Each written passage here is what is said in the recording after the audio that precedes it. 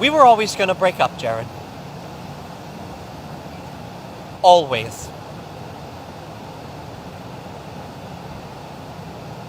I realized it about 2 years ago because I couldn't see myself marrying you anymore.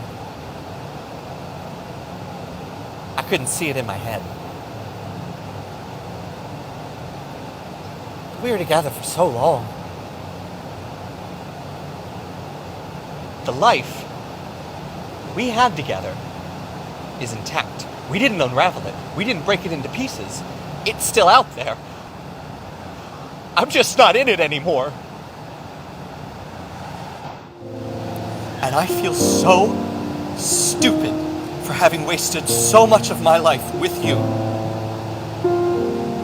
For nothing. You didn't take the memories, no, they chose to stay. Jack, good morning. Welcome to Queerguru TV and congratulations on your second series of History, the web series. And without giving it all away, do you want to tell us, or those of us who have been living under a rock, what it's all about? So, History is a scripted web series about 5 or 6 friends in New York City, 30s, 40s.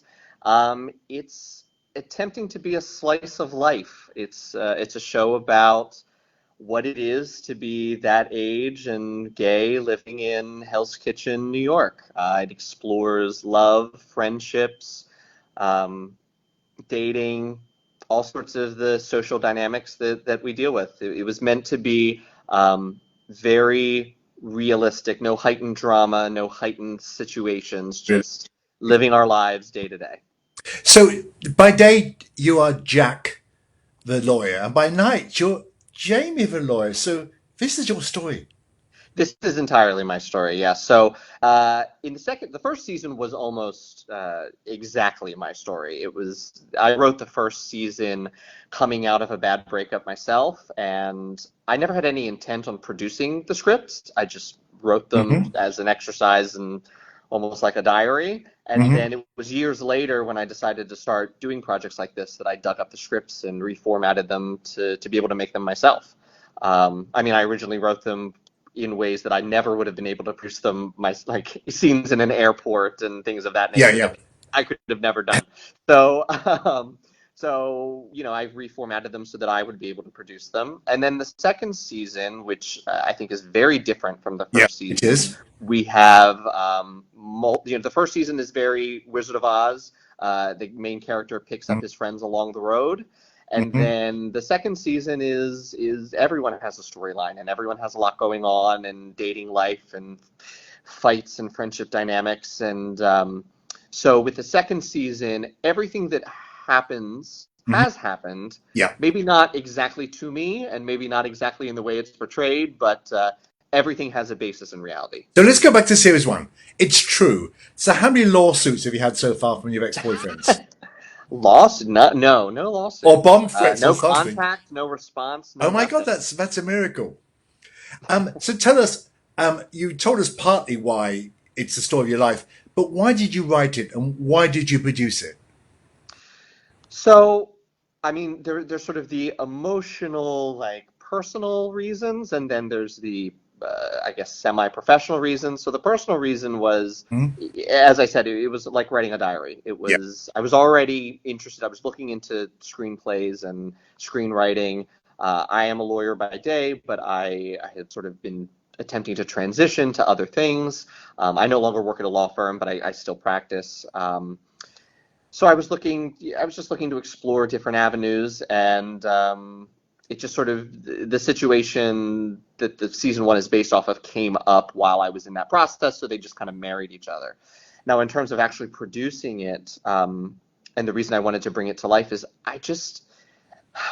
I feel like, and I feel it's changing, but I feel like today, LGBT content is either very heightened or it's reality based, as in a reality television show, like a game show, like something of that nature, or we're the companions and tools for straight characters. Yeah.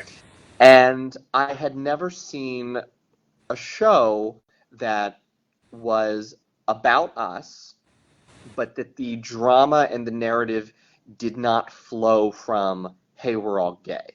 Yeah. And we certainly tackle issues within the community, within the show, but that's not the point of the show. Yeah. I think you could take these characters, take these stories, and recast them in multiple different ways, multiple sexualities. You could make it a lesbian show, you could make it a straight show, you could make it different ethnicities. You'd have to make some changes, Yeah. but generally the core of the story is not being gay. The core of the story is being an adult and wanting to be loved and finding meaning in friendships and meaning in your life. These characters just happen to be gay. You haven't encountered any adverse comments about the fact you're very much a Manhattan story of affluent and successful middle class, mainly white guys, which is, no one said to you it should be more inclusive? Oh, absolutely. Oh, yeah. And in fact, the scripts as written, Yeah. many of the characters are not white. Will was not supposed to be white. Ted was not supposed to be white. It was a matter of, listen, I fund this entirely myself. Yeah. All of the actors are volunteer. Yeah. They're either friends or they're people who liked the content and wanted the material for their own reels to audition for projects that'll pay them. Yeah. I fund everything myself, so it's a matter of who comes to the audition, who's the best actor. I have to work with. I have to work with what I have to work with. Yeah, yeah. So, No, it was a good criticism. I just wanted it to come up. You have a Yeah. great sense of humor about things which we as gay men obsess about, particularly your take on being top or bottom. Why is that? All right, let's get personal here. I have always struggled with my ideas of that. So as you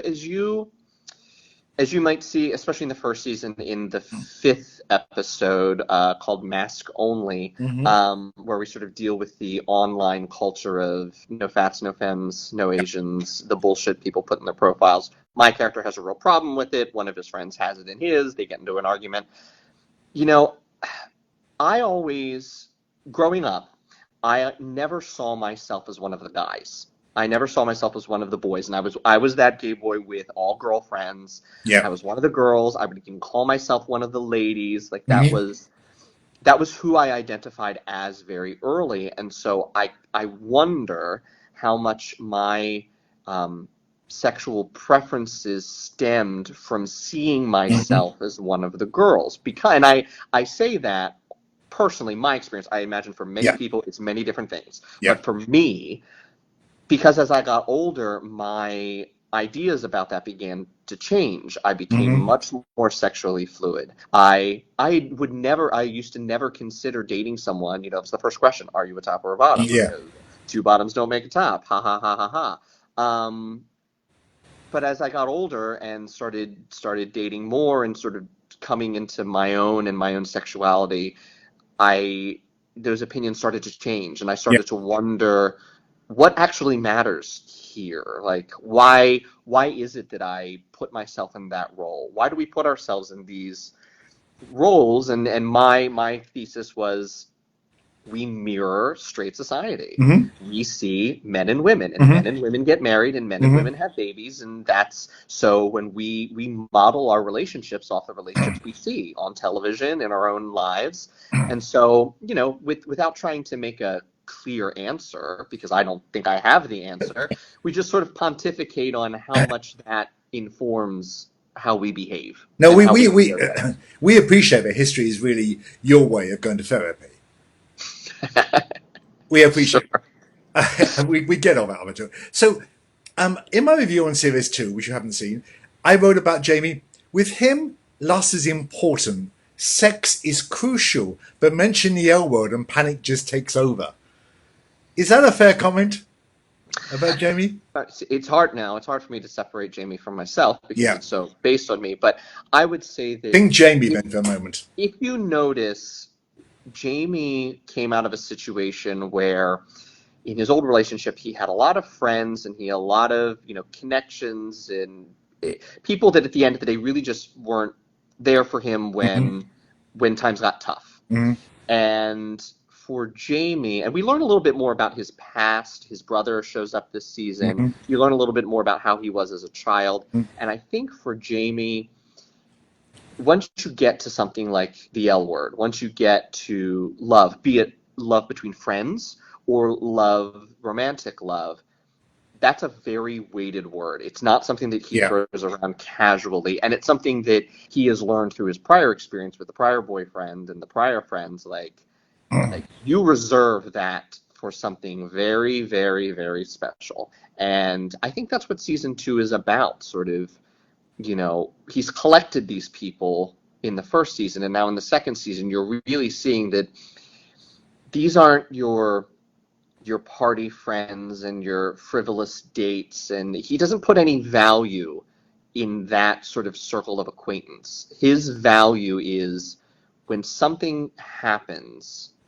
if you're hurt, if you're emotionally, physically, who's in the room with you, who's on the phone, who's in the hospital, those are the people that matter. Mm-hmm. And everyone else doesn't. And for Jamie, it's a very clear line. So when he's approached with the L word, when he's approached with love, he really considers, like, he's not going to throw that around lightly. Yeah.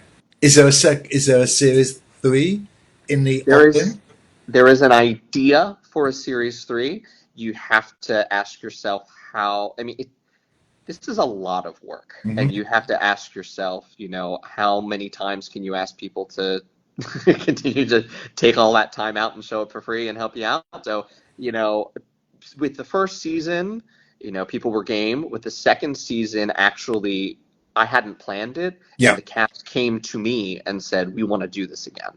So I went away the week after the premiere and wrote the second season while I was on vacation. And we came back to do it for the third season. We're in the wake of release. We'll see what people feel. We'll see what people think. We're always looking for distribution opportunities. If someone wants to come in and scoop us up and put us on their service and give us a few bucks to put a third season, let's do it. But we just have to see what people's appetite is. It's we film for 90 days. Wow. It's 3.5 hours of total content. We have one camera, so it's not like we're shooting a scene and getting 3 angles at the same time. Yeah. Each take, each angle, every scene has at least 8 to 10 takes. It's a lot of time. It's a lot of commitment.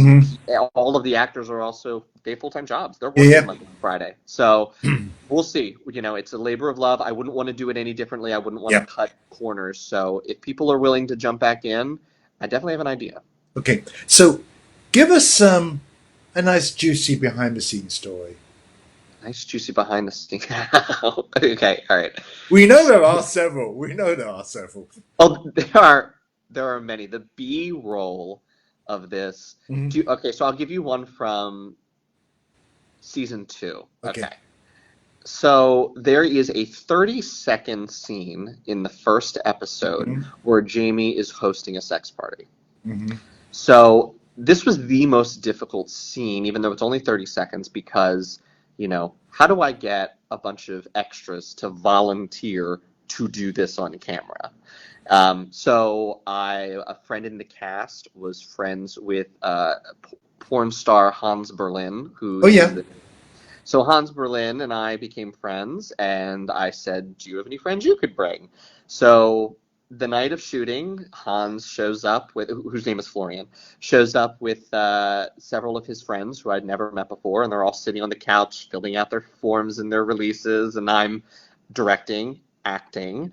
So I want to make sure everyone's comfortable. It's the first time I've ever done a scene, and it's pretty graphic. It's a pretty graphic scene. Yeah. And I said to everyone, I was like, okay, raise your hand if you are not comfortable having, say, like your ass exposed on camera. No hands. Okay, so let me know if you are uncomfortable having, mimicking, mocking a sex act. No hands. All right, let me know. Raise your hand if you do not want your face shown on camera, if you only want neck down. No hands. So then I'm okay, and I'm realizing that the most nervous person in the room is not the strangers, but You. me. So then I'm like, okay, well, I don't have a modesty sock. I have socks. Mhm. If anyone would like a sock to wear, let me know. No hands. So then I'm like, great. Well, then I guess I can't wear one because if you're not wearing one, then I can't wear Yeah. one. So here we go. And everyone strips down. I block everyone. We get in our positions. And right before we start to film, I won't say who, but one of the people in the scene says, do you want us to actually fuck? And I said no. There's a good behind the scenes for you. Let's tell people where they can view History 1 and 2. Great. So the best place to go is our website. Very easy. historywebseries.com. On the front page, you'll have links to find our playlists on YouTube and on Vimeo. On both, we are under Necessary Outlet Productions. That's our production company. And you can follow us on Twitter and Instagram at HistoryWebs, WEBS. So, our last question, then, Jack, is there any danger that history may make you permanently single, as men will not want to date you and see what you're up to?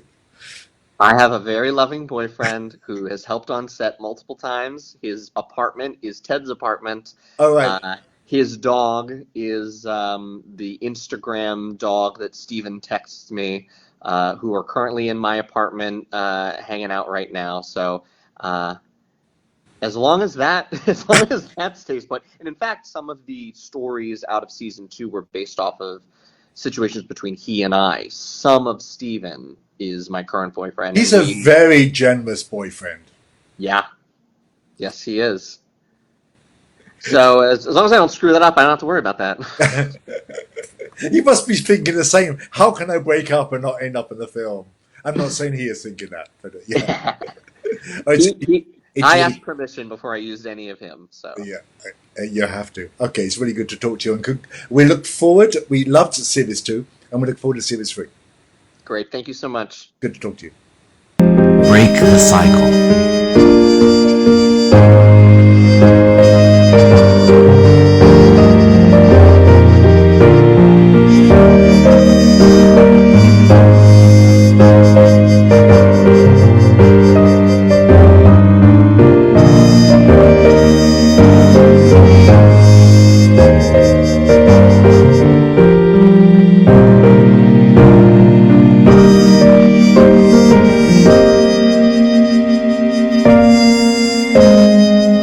I have never had a best friend who wasn't my boyfriend before.